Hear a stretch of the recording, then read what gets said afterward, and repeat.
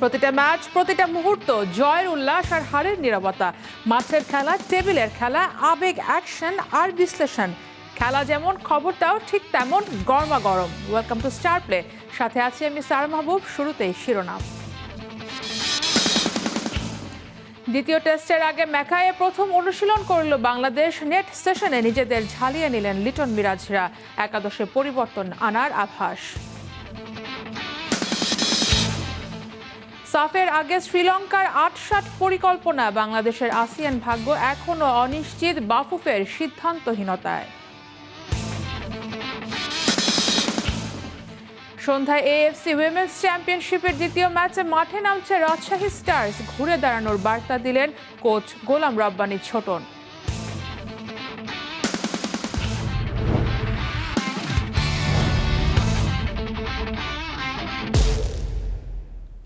শুরুতে ক্রিকেটের খবর।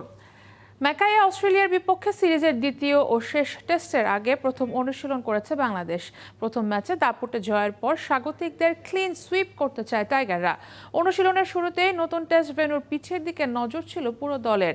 নেটে ব্যাটিং করেছেন শান্ত লিটনরা। সেই সাথে দলের 5 পেসার আর স্পিনাররাও বল ঘুরিয়েছেন অনুশীলনে। ম্যাকায়ের কন্ডিশনে 4 পেসার নাকি 2 স্পিনার নিয়ে নামবে বাংলাদেশ, সেটাই এখন মূল পরিকল্পনার জায়গা। 4 পেসার নিয়ে একাদশ সাজালে যুক্ত হবেন শরীফুল। বাদ পড়ার সম্ভাবনা আছে তাইজুল ইসলামের। আবার তাইজুল মিরাজ 2 স্পিনার খেলে বাদ পড়তে পারেন এবাদত। ওদের প্রতিটা সেশনেই হারাতে হবে, এই এক বাক্যেই পুরো বাংলাদেশ দলের চিন্তার ধরনটা বদলে দিয়েছিলেন কোচ ফিল সিমন্স। ডারউইন টেস্টে অন্তত শান্ত, মিরাজ, লিটনদের আত্মবিশ্বাস তাই বলেছে। এবার কোচ বললেন বাংলাদেশের মূল লক্ষ্যের কথা। রিফ স্পোর্টস নামের এক ভারতীয় অনলাইন মাধ্যমে দেওয়া সাক্ষাৎকারে কোচ জানিয়েছেন বাংলাদেশ টেস্ট দল হিসেবে নিজেদের প্রমাণ করতে মরিয়া। অস্ট্রেলিয়াকে ডারউইনে হারানোর পর বাংলাদেশের উল্লাস তো বটেই, সবার নজর কেড়েছিল হেড কোচ ফিল সিমন্সের হাসিমাখা মুখটা। বরাবর গোমরা, সিরিয়াস চেহারার এই ক্যারিবিয়ান আনন্দে ভেসেছিলেন পুরো দলের সাথে। এবার দারুণ এই জয়ে নেপথ্যের গল্পটাও জানালেন কোচ। বাংলাদেশ চেয়েছিল যে আমরা একটি ভালো টেস্ট দল, যারা ভালো টেস্ট ক্রিকেট খেলতে পারে। এটা প্রমাণ করাই মূল লক্ষ্য।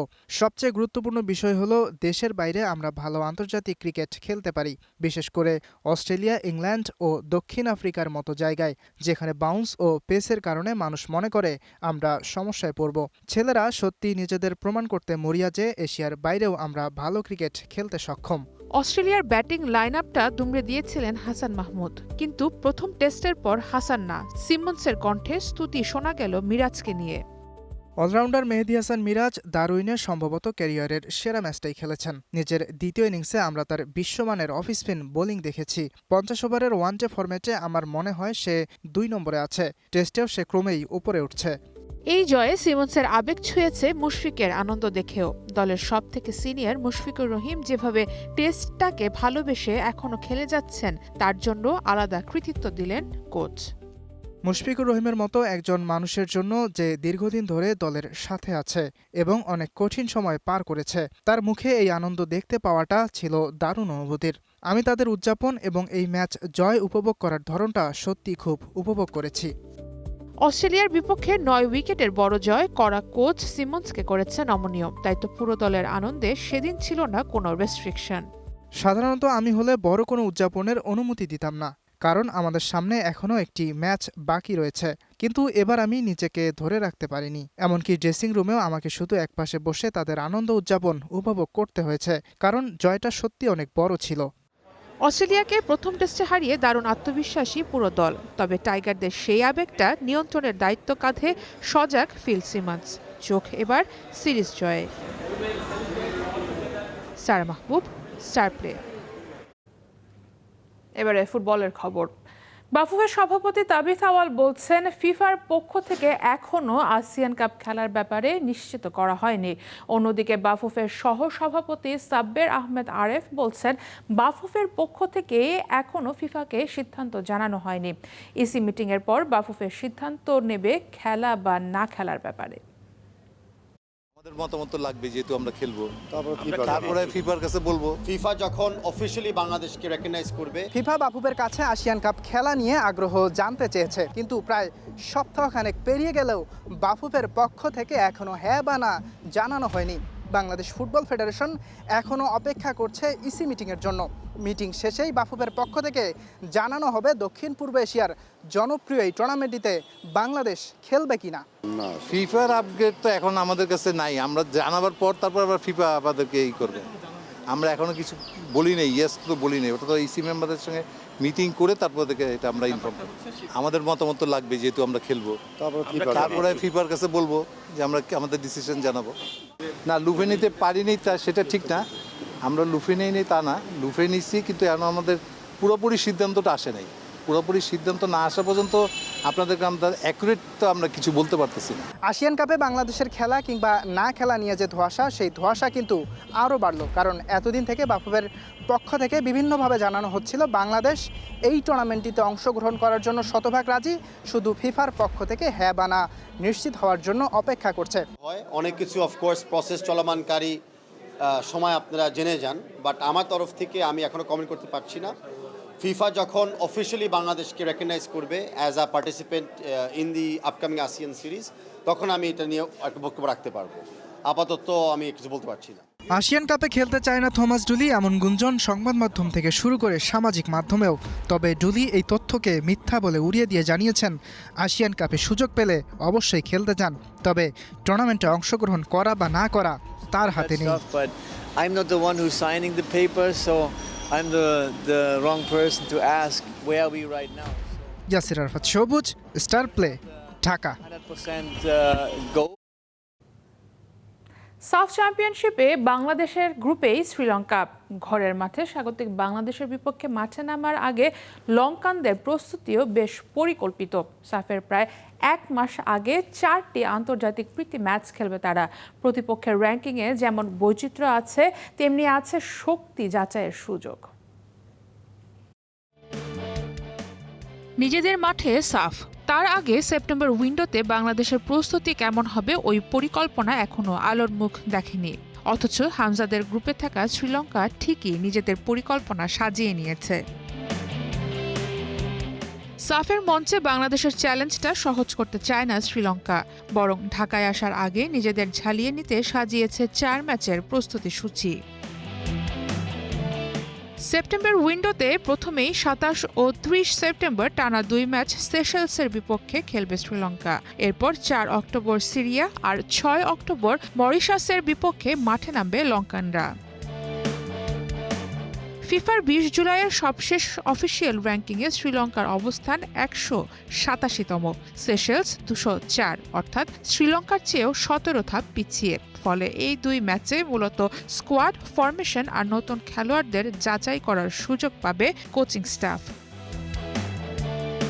এরপরই কঠিন পরীক্ষা, 4 অক্টোবর সিরিয়ার বিপক্ষে ম্যাচ। র্যাঙ্কিংয়ে সিরিয়া 83তম, শ্রীলঙ্কার চেয়ে 104 ধাপ এগিয়ে। 4 ম্যাচের প্রস্তুতিতে এটাই সবথেকে বড় চ্যালেঞ্জ। শক্তিশালী প্রতিপক্ষের বিপক্ষে রক্ষণ, মাঝ মাঠের সংগঠন আর কাউন্টার অ্যাটাক সবকিছুরই বাস্তব পরীক্ষা হবে এই ম্যাচে।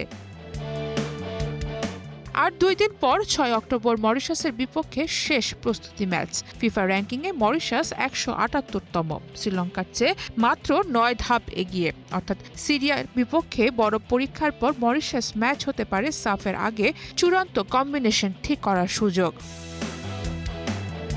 প্রস্তুতির ধরন দেখলেই বোঝা যায় শ্রীলঙ্কা ধাপে ধাপে এগোতে চাইছে। প্রথমে কাছাকাছি বা নিচের সারির প্রতিপক্ষের বিপক্ষে খেলোয়াড় ও কৌশল যাচাই, এরপর অনেক শক্তিশালী সিরিয়ার বিপক্ষে সামর্থ্যের পরীক্ষা, আর সবশেষে মরিশাসের বিপক্ষে চূড়ান্ত প্রস্তুতি। এরপর সাফ শুরুর আগে প্রায় 1 মাস সময় পাবে তারা। এই সময়ে গ্রুপ পর্বে থাকা প্রতিপক্ষ বাংলাদেশ ও ভুটানকে নিয়ে বিশ্লেষণ করে ম্যাচ প্ল্যান তৈরির সুযোগ থাকবে।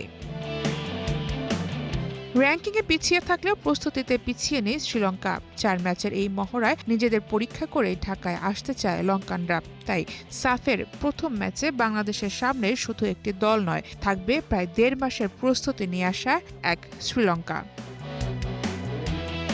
সারা মাহবুব, স্টার প্লে।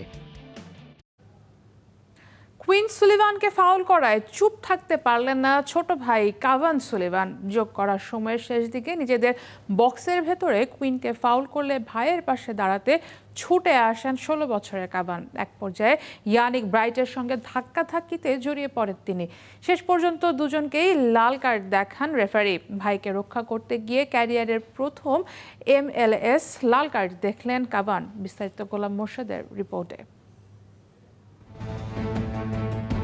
ভাইকে ফাউল, ধস্তাধস্তিতে জড়িয়ে পড়া, চোখের সামনে এমন দৃশ্য দেখেও কি চুপ থাকতে পারেন ছোট ভাই? পারেননি 16 বছর বয়সী কাভান সুলিভান। বড় ভাই কুইনকে ফাউল করতেই আর নিজেকে সামলাতে পারেননি বাংলাদেশি বংশোদ্ভূত এই তরুণ। ছুটে গিয়ে জড়িয়ে পড়লেন উত্তপ্ত পরিস্থিতিতে, আর সেই আবেগের মাসুল ক্যারিয়ারের প্রথম MLS-এ লাল কার্ড। ফিলাডেলফিয়া ইউনিয়ন ও ইন্টার মায়ামির 2-2 গোলের ম্যাচের একেবারে শেষ দিকে ঘটনার সূত্রপাত। যোগ করা সময়ের প্রায় শেষ মুহূর্তে ফিলাডেলফিয়ার বক্সের ভেতর কুইন সুলিভানকে ফাউল করেন মায়ামির ইয়ান ফ্রে। ফাউলের পর কুইন ও ফ্রের মধ্যে শুরু হয় কথা কাটাকাটি। এক পর্যায়ে পরিস্থিতি উত্তপ্ত হয়ে উঠলে কুইনের পাশে দাঁড়াতে ছুটে আসেন তার ছোট ভাই কাভান সুলিভান। কুইনকে ফাউল করার ঘটনায় ক্ষুব্ধ কাভানও তখন উত্তেজিত হয়ে পড়েন। ভাইকে ঘিরে মায়ামির খেলোয়াড়দের সঙ্গে কথা কাটাকাটির এক পর্যায়ে মায়ামির ইয়ানিক ব্রাইটের সঙ্গে ধাক্কাধাক্কিতে জড়িয়ে পড়েন 16 বছর বয়সী এই মিডফিল্ডার। মুহূর্তেই পরিস্থিতি নিয়ন্ত্রণের বাইরে চলে যায়। দুই দলের খেলোয়াড়রাই ছুটে এসে তাদের আলাদা করার চেষ্টা করেন। শেষ পর্যন্ত রেফারি ফিলিপ দুজিচ পরিস্থিতি সামাল দিতে কাভান ও ব্রাইট দুজনকেই লাল কার্ড দেখান, আর কুইনকে দেখানো হয় হলুদ কার্ড। ফলে ভাইকে রক্ষা করতে গিয়ে ক্যারিয়ারে প্রথমবারের মতো MLS-এ মাঠ ছাড়তে হয় কাভানকে। ম্যাচটি অবশ্য আরও এক আবেগের গল্প লিখেছে। বাবার মৃত্যুর পর প্রথম গোল করেছেন লিওনেল মেসি। গোলের পর আকাশের দিকে তাকিয়ে প্রয়াত বাবা হোর্হে মেসিকে স্মরণ করেন আর্জেন্টাইন তারকা। তবে দিনের সবচেয়ে আবেগঘন দৃশ্য হয়ে থাকলো ভাইকে রক্ষা করতে ছোট ভাইয়ের ছুটে যাওয়া।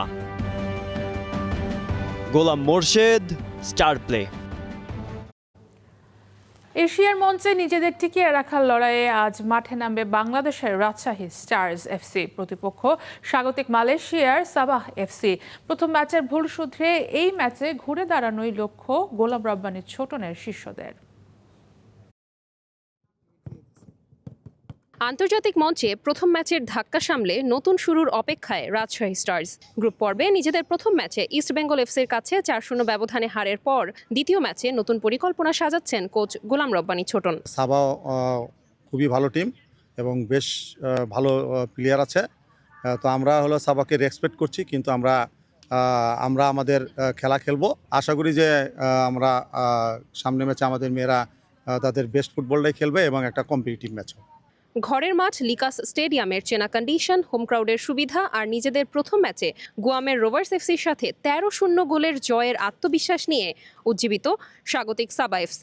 সাবা FC সাধারণত 4-4-2 ফরমেশনে মাঠে নামে, তবে প্রয়োজন হলে ফরমেশন চেঞ্জও করে। প্রথম ম্যাচে রোভার্স FC'র ডিফেন্সের দুর্বলতার সুযোগ নিয়েছিল তারা, তাই শিউলির নেতৃত্বে ব্যাকলাইনকে থাকতে হবে ফুল অ্যালার্ট। যেগুলা প্রথম ম্যাচে আমাদের ভুল হয়েছে সেগুলো যেন আমাদের সেকেন্ড ম্যাচে না হয়, তো সেভাবে আমরা প্রিপারেশন নিয়েছি যে যতটুকু পারি আমরা আমাদের সর্বোচ্চ দিয়ে আমরা খেলবো, ফাইট করব। অ্যাটাকে তহুরা আর শামসুন্নাহার জুনিয়রের ফাস্ট ড্রিবলিং যদি সাবার ডিফেন্স লাইনকে ভেঙে দিতে পারে, তাহলে এই ম্যাচের 3 পয়েন্ট নিশ্চিত করতে পারবে রাজশাহী। স্বাগতিক সাবা FC'র সাথে তাদেরই হোম গ্রাউন্ড লিকাস স্টেডিয়ামে স্থানীয় সময় রাত 8টা এবং বাংলাদেশ সময় সন্ধ্যা 6টায় শুরু হবে ম্যাচটা। দেখার এখন একটাই অপেক্ষা, প্রথম ম্যাচের ভুলগুলো শুধরে লাল সবুজের প্রতিনিধি রাজশাহী স্টারস FC পূর্ণ 3 পয়েন্ট ছিনিয়ে আনতে পারে কিনা। ডায়না জারিন, স্টার প্লে, কোটাকিনাবালু, সাবা, মালয়েশিয়া।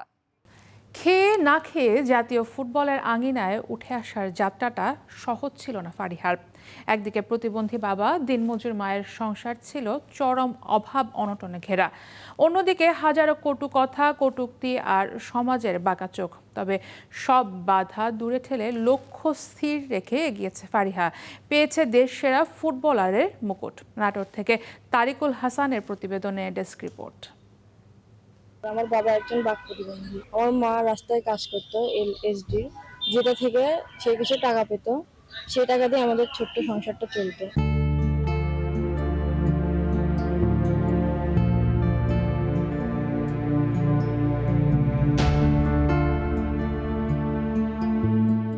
গ্রামের হাজারো কটু কথা আর কটূক্তির বাণে আহত হয়েছেন যে মেয়ের জন্য সেই কন্যাই দেশসেরা ফুটবলারের মুকুট এনে পরিয়েছেন দিনমজুর এই মায়ের মাথায়।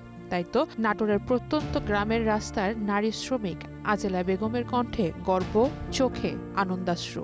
সবাই কবি যে আসলে আমার জীবনটা কিরকম আর কিভাবে চলে আর কিভাবে এরা সবাই বলবি ভাব, মানুষের মুখে এগুলোও শুনেছি, কিন্তু মেয়েকে একদিন মারিয়েছে,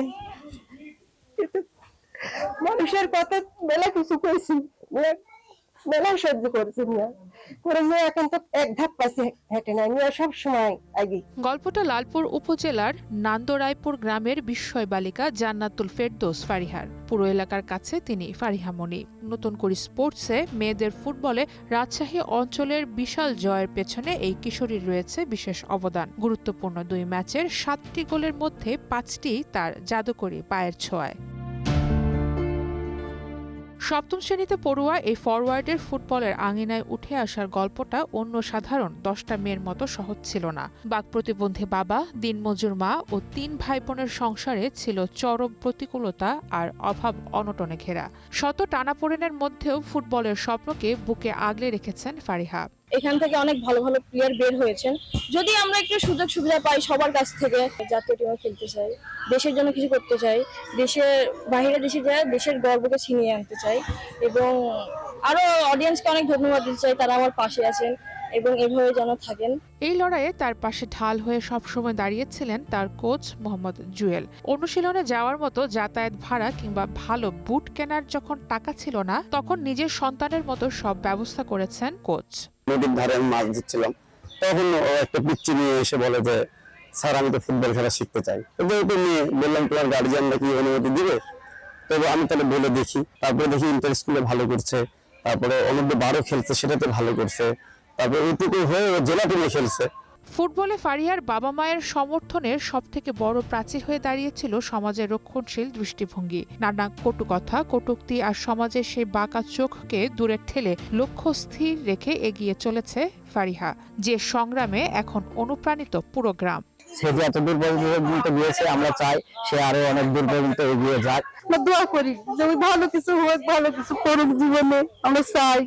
আমরা অনেক খুশি এখন, যাতে মনি আরো আগাতে পারে এই দোয়া করি। অভাব, অনটন আর শত সহস্র প্রতিবন্ধকতায় হার না মানা এই লড়াকু কিশোরীর লক্ষ্য এখন লাল সবুজের জার্সি গায়ে তোলার। একদিন যেতে চান আন্তর্জাতিক ফুটবলের মঞ্চেও। স্টার মাহবুব, স্টার প্লে। ইসলামের প্রতি সর্বোচ্চ সম্মান রয়েছে রবার্তো কার্লোসের। স্ত্রীকে নামাজ পড়তে দেখতেও ভালো লাগে তার। মরক্কান নারী সোহাইলা এল তাহিরিকে বিয়ের পর ধর্মান্তরের যে গুঞ্জন ছড়িয়েছে, এবার তা সরাসরি অস্বীকার করে নিজের অবস্থান পরিষ্কার করেছেন ব্রাজিলিয়ান কিংবদন্তি এই তারকা। বিস্তারিত গোলাম মোর্শেদের রিপোর্টে। ইসলাম গ্রহণ করেছেন রবার্তো কার্লোস, নাকি পুরো ঘটনাটাই ছিল ভুল বোঝাবুঝি? মরক্কান নারী সোহাইলা এল তাহিরিকে বিয়ের পর কালেমা পাঠ করে ইসলাম গ্রহণ করেছেন ব্রাজিলিয়ান কিংবদন্তি কার্লোস। এমনই দাবি ছড়িয়ে পড়ে তুরস্কের সংবাদ মাধ্যম থেকে শুরু করে গোটা বিশ্ব জুড়ে। এমন খবরেই যখন সোশ্যাল মিডিয়া জুড়ে চলছে তুমুল ঝড়, ঠিক তখনই এলো নতুন মোড়। গুঞ্জনের শুরু তুরস্কের এমপি আলী শাহিনের একটি পোস্ট থেকে।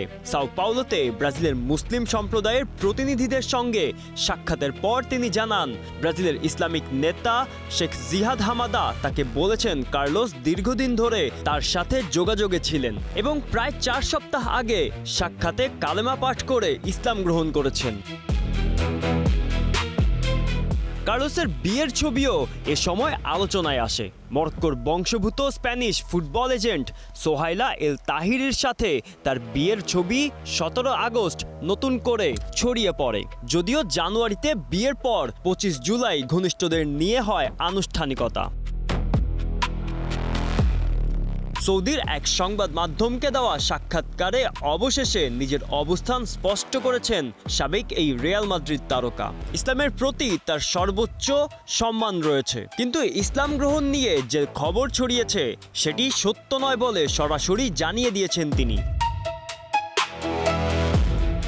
তবে এখানেই শেষ নয়, বিয়ের আয়োজন নিয়েও দিয়েছেন গুরুত্বপূর্ণ ব্যাখ্যা। পরিবারের সদস্যরা ক্যাথলিক হওয়ায় তাদের বিশ্বাসকে সম্মান করে একটি আয়োজন করা হয়েছিল। পাশাপাশি স্ত্রী সোহাইলা ও তার মুসলিম বন্ধুদের বিশ্বাসের প্রতি সম্মান জানিয়ে করা হয় আরেকটি আয়োজন। তবে কি এই ভিন্নধর্মী আয়োজনই জন্ম দিয়েছিল এত বড় গুঞ্জনের? ফুটবল সংশ্লিষ্ট একটি ব্যবসায়িক বৈঠক থেকেই সোহাইলার সঙ্গে কার্লোসের পরিচয়, সেখান থেকে ব্যক্তিগত সম্পর্ক, এরপর পেশাগত অংশীদারিত্ব। প্রায় 2 বছর ধরে একসঙ্গে এগিয়ে চলেছেন তারা। তবে বিয়েকে ঘিরে যত আলোচনা, তার চেয়েও বড় হয়ে উঠেছিল ধর্মান্তরের দাবি। গোলাম মোর্শেদ, স্টার প্লে। আজকে খেলাও থামবে না, খবরও না, সাথেই থাকুন স্টার প্লে।